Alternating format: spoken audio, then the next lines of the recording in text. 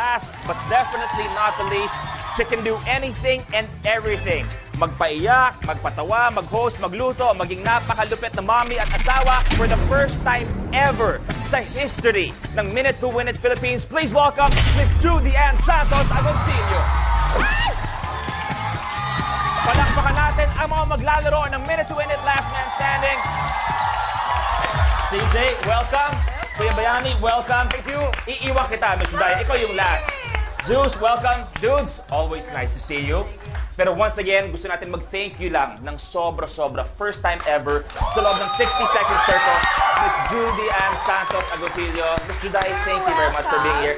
So, kamusta na nandito ka na sa loob ng 60-second circle? Gusto ko na umuwi. Kasi ang balita ko lang naman sa ating tinatawag na bootcamp, si Miss Juday, puro tili at sigaw ang ginagawa the whole time. Oo. Napaos na ako. Parang pauwi na nga actually ako kanina. Naisip lang talaga kay Pwede.